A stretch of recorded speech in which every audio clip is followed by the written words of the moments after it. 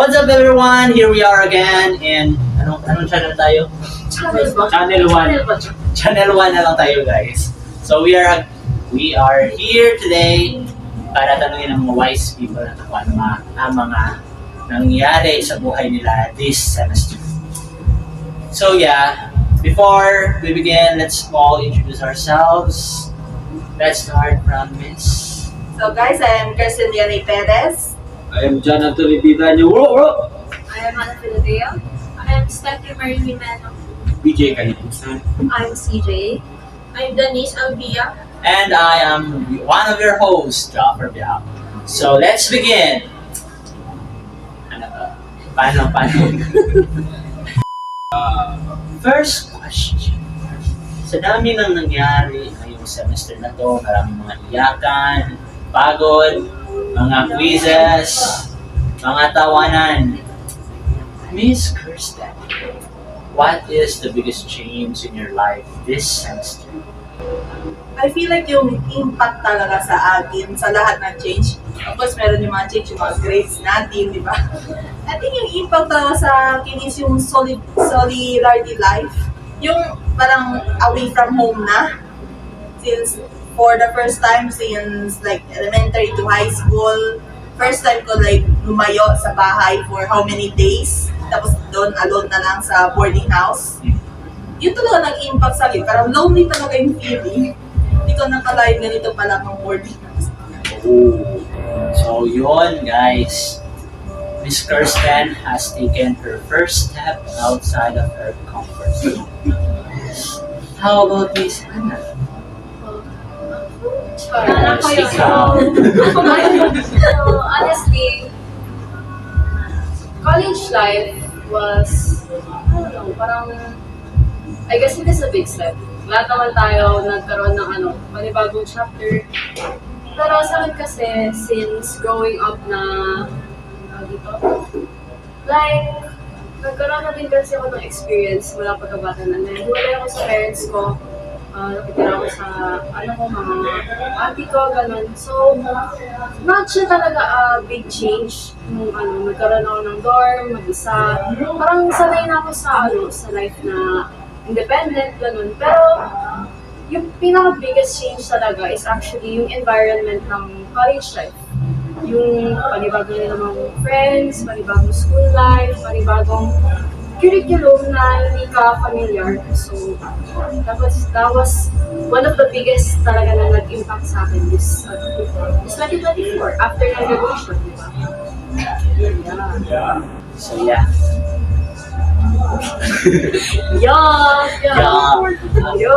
Ang hirap na no? Ang hirap mag-adjust guys. Sobra.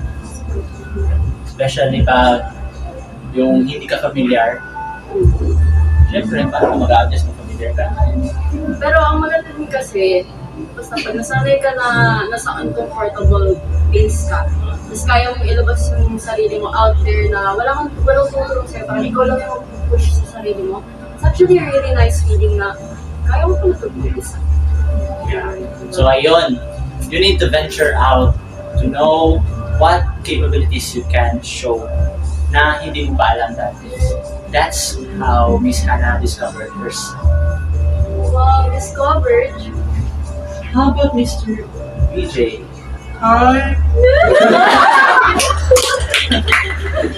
So, guys, same experience with Hannah. It is not new to me na living independently. Ganon, kasi parang since senior high school, after the pandemic, I've trained myself to be independent na since busy family. So, parang may times na ako lang may sarili sa bahay na kaya kong mag-live on my own na. So, parang it is not new, pero somehow may mga bago pa rin naman na parang deep inside of you, na-feel mo na ay, ganito pala, parang mag-isa ako.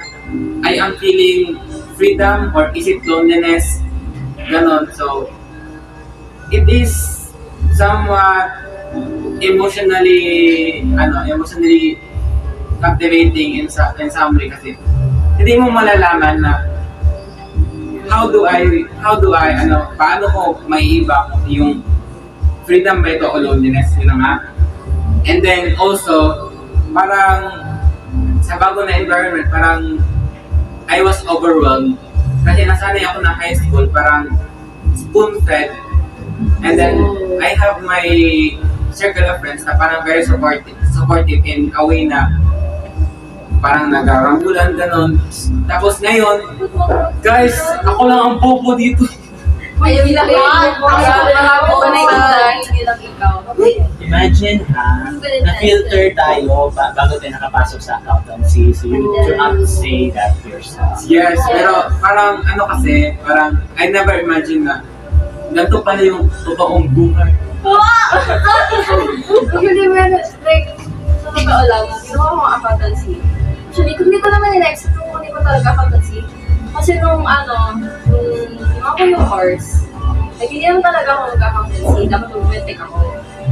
Tapos, ang nangyari is, parang sabi ko, kailangan natin maging practical. So, ginawa ko ang accountancy. Tapos, hindi ko in-expect kung ano yung magiging, like, akala ko parang, ano lang, kahit anong course lang, na merong specification na ito yung aaralin yung ganyan.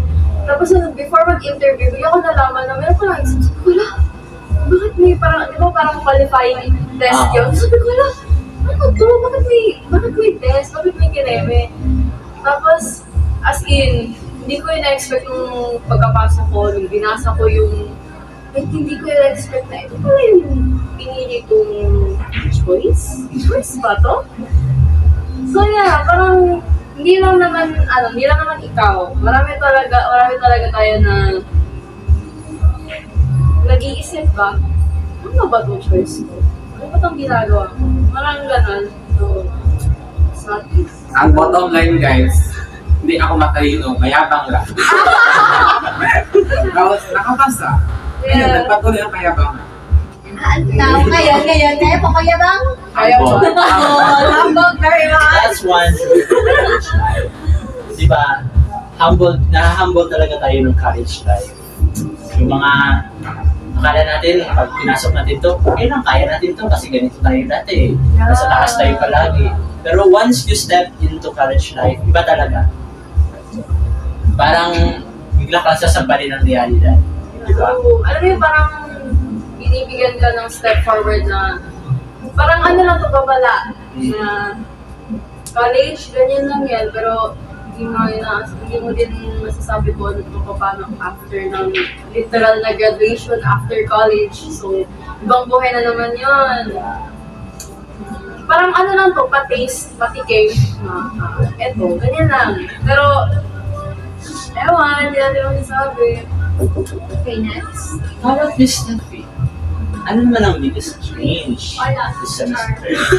Siguro yung pagiging top student, top achiever to average student na lang.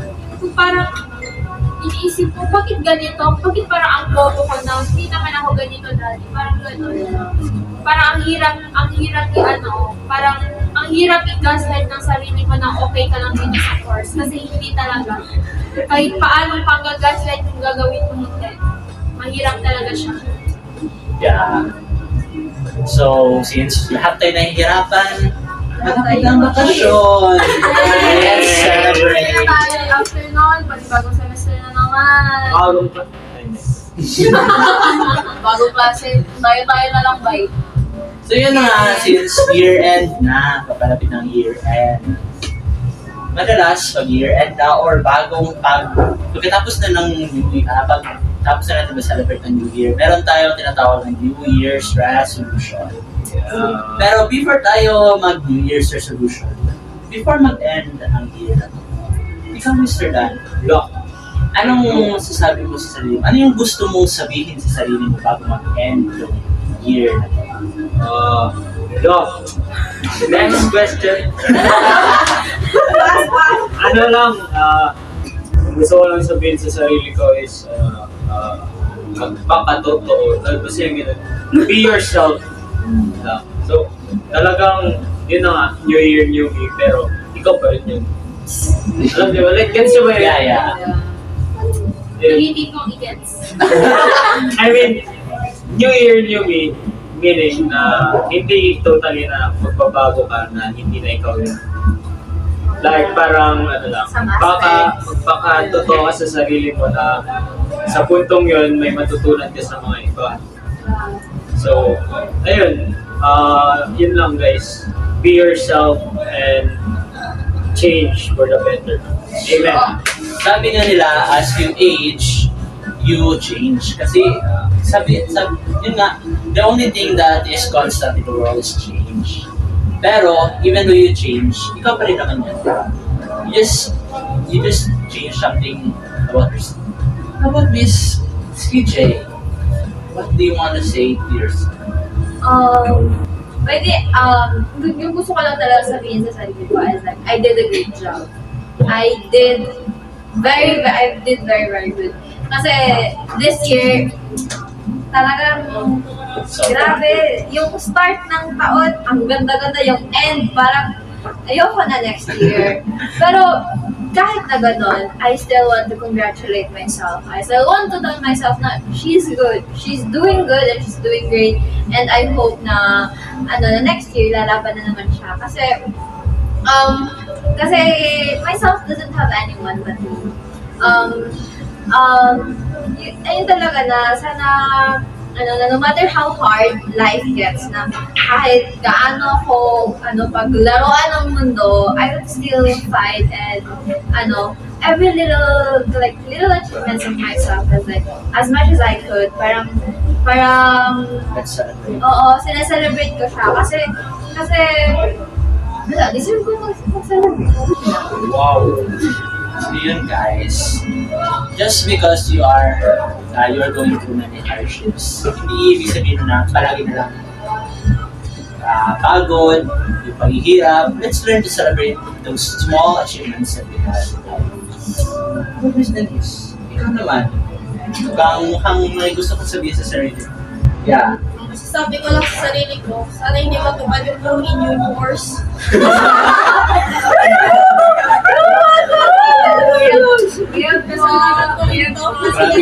Procrastinate. Uy, walang ganyanan. Sana guys, iba yung pasabog na matanggap natin ngayong New Year. Huwag naman yung gano'n.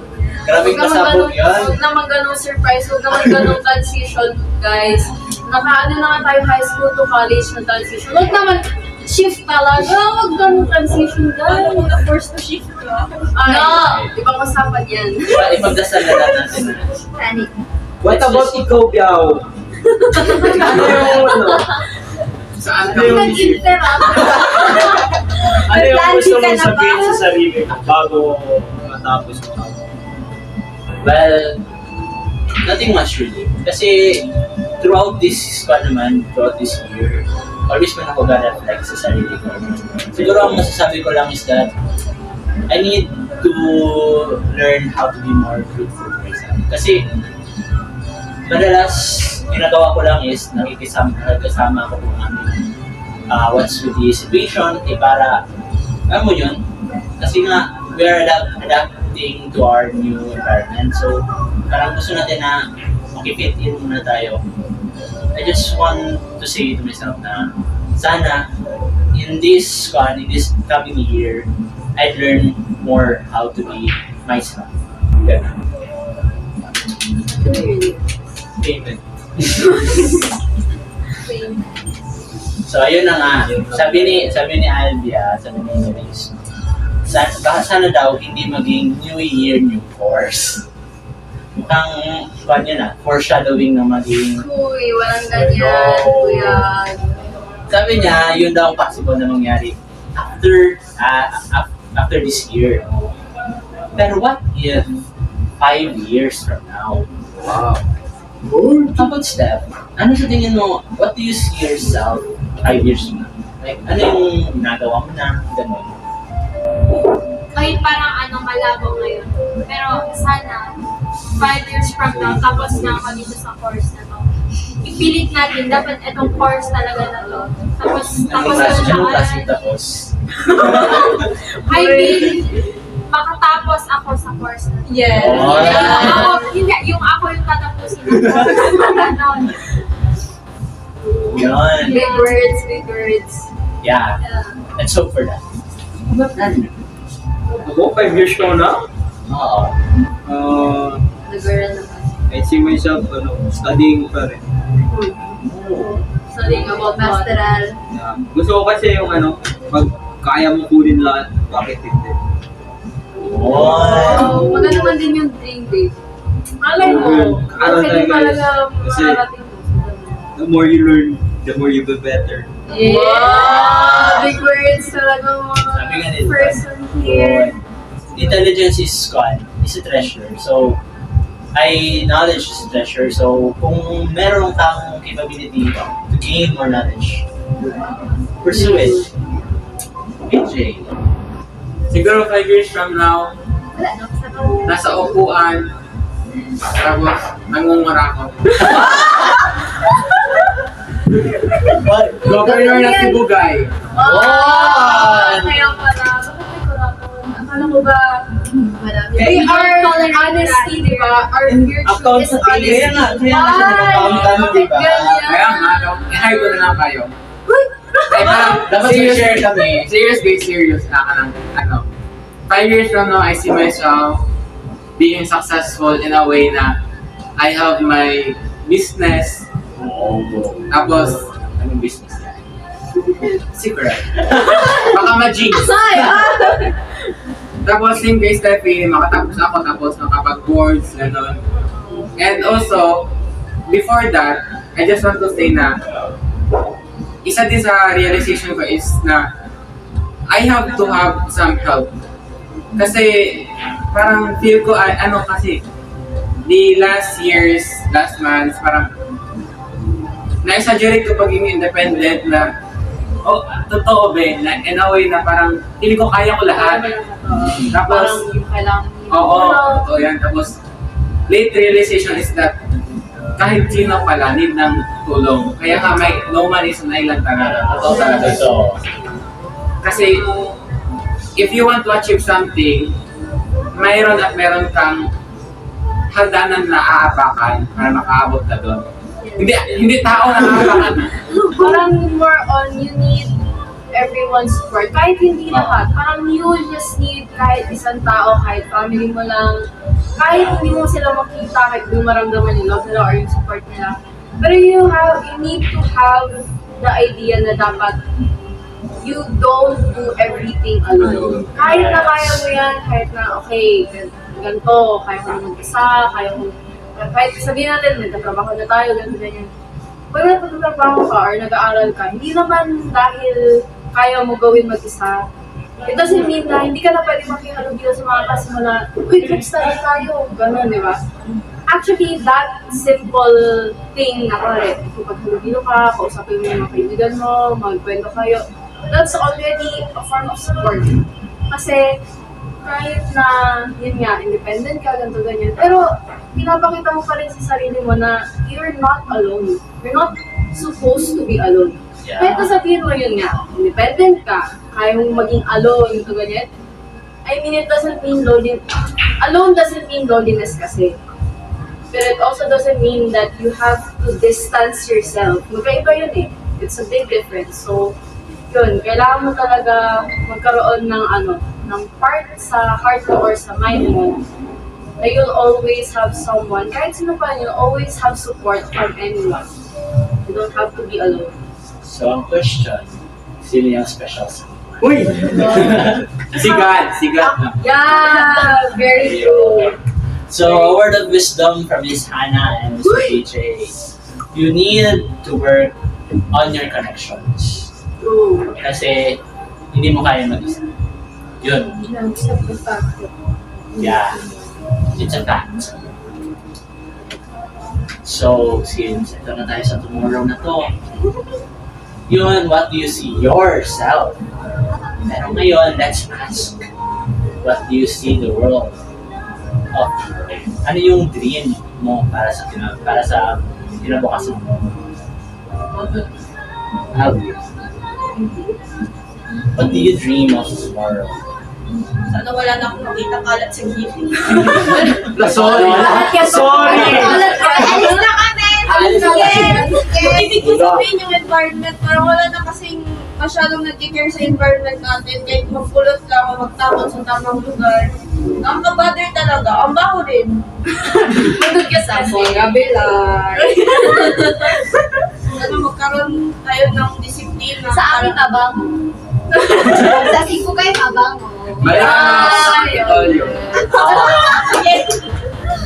Punta ka sa amin sa Sibugay. Malinis doon. Oh, malinis doon. Magandang Sa dito lang sa Lampanga City. Hindi mo naman sa Ano to, foreshadowing na ba ito ng gala? Malay niyo. Uy! Sige, paplanuhan natin yan. Pag may kotse na si Dan. Bye! Ikaw Next year. Baka naman. Oh. Baka naman. Joke lang. Wala license ko. Ay, hindi mo na. Parinig ko yung sa mama niya, baka naibinig. Okay, sige na. Move on. Kapag yan, ano yung dream mo? Gusto ko mag-capture na, pero wala. Ganyan guys! Grabe, wala ako. Ay, gusto ko namin maging accountant.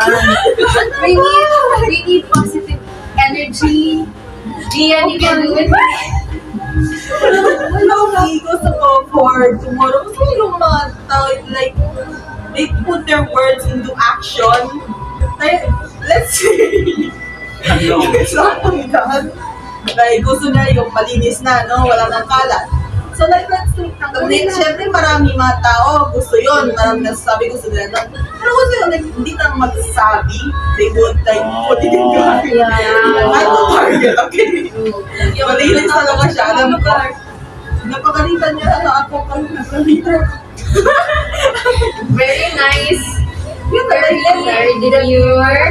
Very mindful. Love that. Same yung sabi. Like, palagi ako nagsasabi, gusto ko, you know, to make my parents proud, to get high grades, pero do I put enough effort on my studies? Aray. Aray. Like, if you say you want this, you want that, you have to put action to it. Like, don't just say it. And, gusto ko. Yun. Your words is like art. Words pala, so art. Your words are golden, so dapat you stick to your word. Be a man or a woman of your word. Come on. Anong word? So,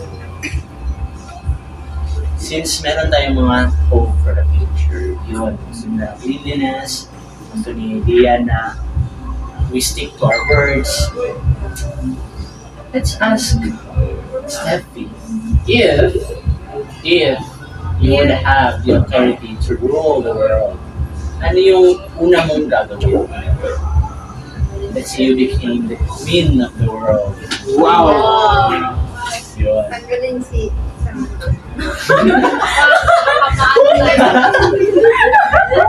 For me, ano talaga, yung ano, gusto ko talaga i-eliminate yung poverty.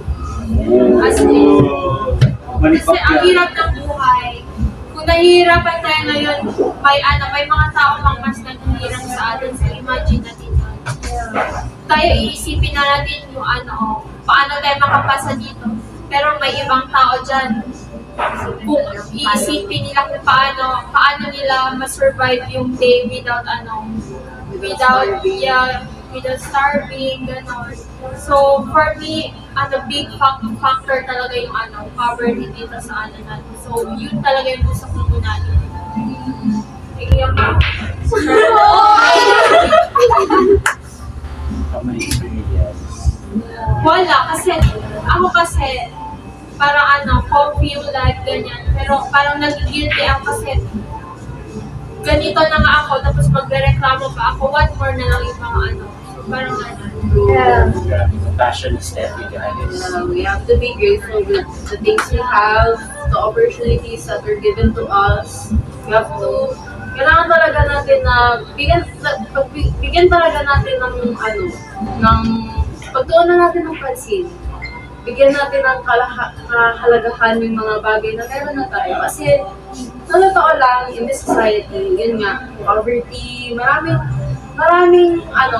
talagang, problema sa mundo. Pero, ay, sabihin natin, pagdating natin yung hindi pa, alam ko na hindi talaga mawala ang problema. Pero, the thing is, kahit na ganito tayo, yun nga, binibigyan tayo ng opportunities. Marami pa rin tayong bagay na dapat i-grateful. So, it's not just about living, it's also about being grateful, being, ano mo yun, parang being mindful. Isipin mo din yung mga tao sa paligid mo. And yeah, it's just a reflection talaga in our society na hindi, you know, you just have to put effort, you just have to do your role. So, Definitely, ganun din yun kasi sabi nga ni kanina, ni BJ, ni Han, no man is an island. So, ultimately, kahit pa sabihin natin na wala tayong pakialam sa ibang tao, kung naghihirap sila kasi hindi naman tayo apektado, di ba? Ganun yung iniisip ng iba. Pero, ultimately, if you look at them, affected ka rin. Kasi, if the society is nasa, let's say, dahil sa poverty, mababa yung economy niya, affected din tayo. Let's say, for example, businessman tayo, ganyan, negosyante. If mababa yung economy ng society, affected din tayo. parang saan ka kukuha ng pagkakitaan kung yung mga tao sa paligid mo, walang din pera. Oo. Diba? It's like, Yeah. the thing is, alam mo yung one for all for one, ganun talaga yon. Kung gusto talaga natin ng change, we need everyone's help. We need Yeah. the teamwork. Kaya nga tayo marami, kaya nga tayo, alam mo yun, kaya nga tayo may kanya-kanyang role. Kasi if not natin gagawin ang role natin, katulad na ngayon, mas walang magawatak, mas walang world peace, walang cleanliness, ganun. Yeah. Pero, It's like, oh, sige, go. talking about problems, guys, always remember na, I learned this from churchgoer pa, na ang problema is hindi siya matatawag na problema kung wala siyang solusyon. True. Actually, So, yan. so, Saan yan, Frank? church from other. Sino yun? Pero guys, yun talaga, isipin natin na pag may problema tayo, hindi yan problema kung wala yung solusyon. Binigay yan sa'yo kasi kaya mo. Actually, yun nga. Pero seriously, hindi ka magkakaroon ng problema kung hindi mo kayang solusyonan yun. Saka, ano ba yung sinasabi nila? Kung may problema ka, isulat mo.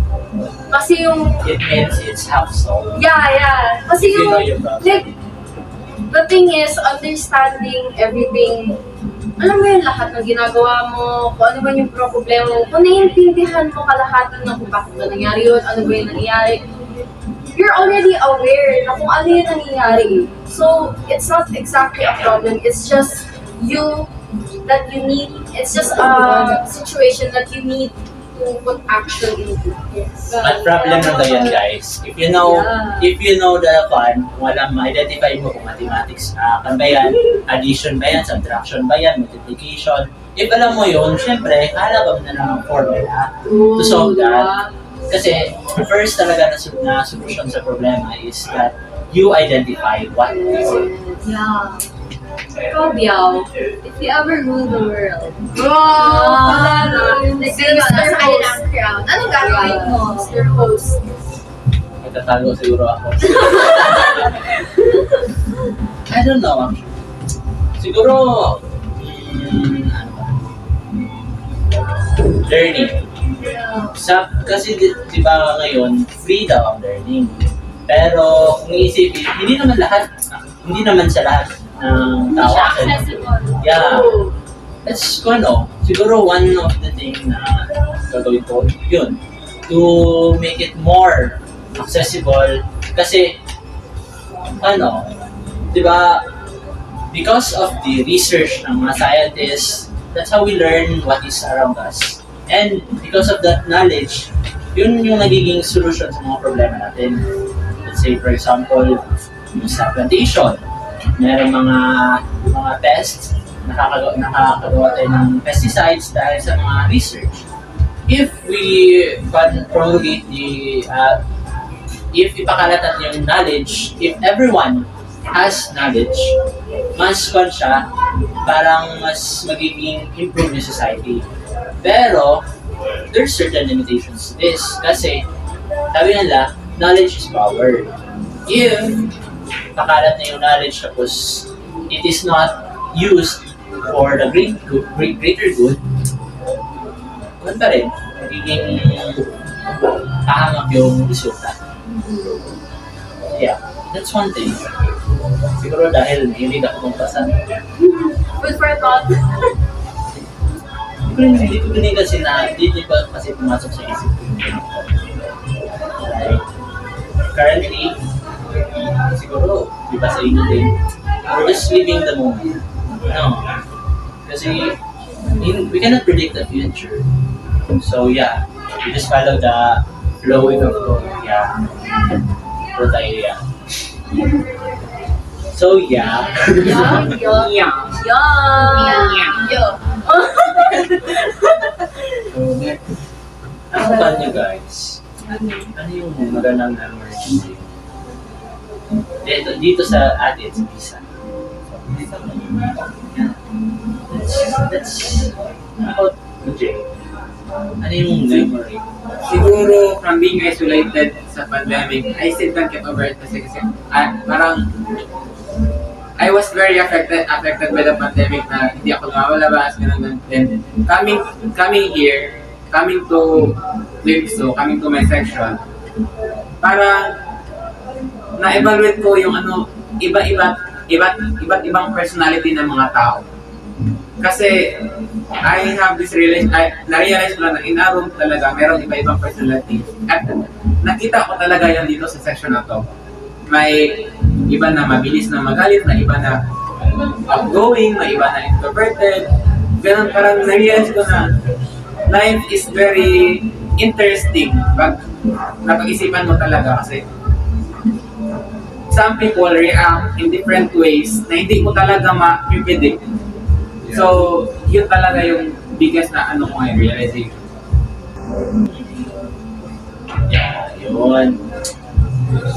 Sabi nga nila, you need different flowers to garden. And those differences gives colors. So, di ba? As we grow, as we meet people, na nakikilala natin sila, we learn about them. Parang yung differences between them is na-adapt natin, and we appreciate that. Kasi it's through those interactions with them na we learn.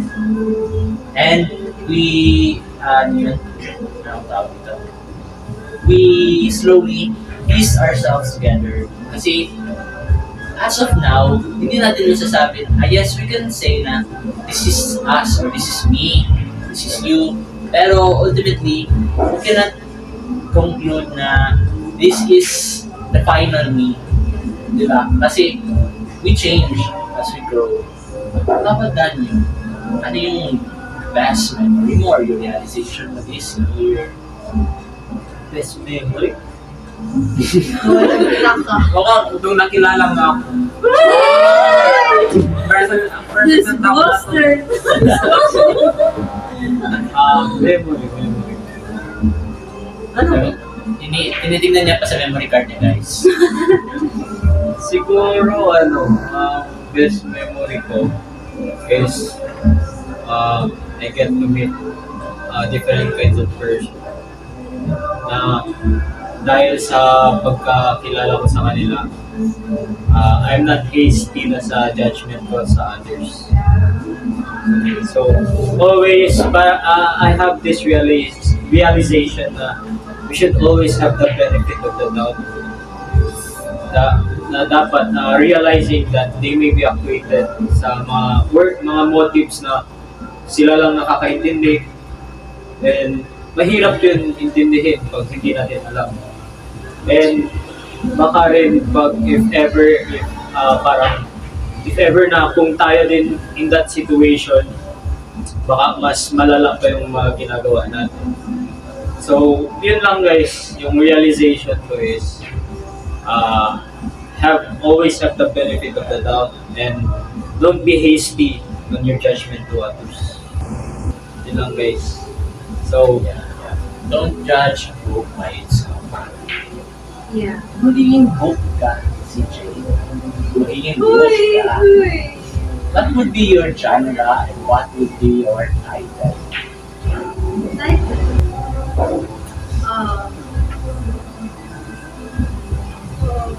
if ever, Yeah. parang gusto ko yung type of genre ng if I become a book is, parang yung thrill. Kasi parang diba pag thrill, ang daming unexpected, turns and bumps, and Gusto parang, niya ng pasabog. yes, gusto ka ng tense. I want tension. So parang I want that genre. Tapos title, hindi ako makaisip. Ako na lang. Sige, go. CJ. Wow! Very unique. Yes. Very unique. Very unexpected. The tension is there. Pero maganda yung sinabi ni Dad. Why CJ? Because you need to be yourself. Yes. Very nice. Yeah. So, yun, kinikilig. so yun guys, we just have those questions kasi yun, we need to learn more about these people. Yeah. Tignan nyo sila guys.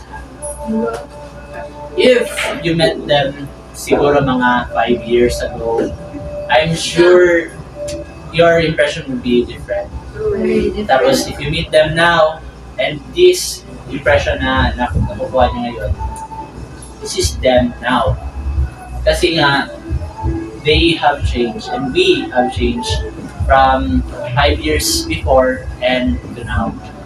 Next. We grow. So that's all.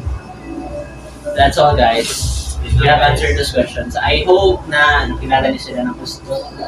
Mga pala si Jan Antonidan nyo. Yan. Facebook lang. Anything else you wanna say? Guys, enjoy your holidays. You deserve it. Mukhang malabo. Huwag niyo muna isipin yung grades niyo. May quote ako guys, may quote ako para sa inyo. Live what you want and want what you live. Yeah. Okay po. Hindi, seryoso. Kasi live what you want, parang mabuhay ka kung gaano mo, paano mo gusto, and gustuhin mo yun yung buhay na yun. Yeah. Okay, very nice. Ganon. So guys, as we have listened to the wisdom of these people, sana meron kayo natutunan from us, and I hope you learned about us. That's all everyone. Bye. Bye.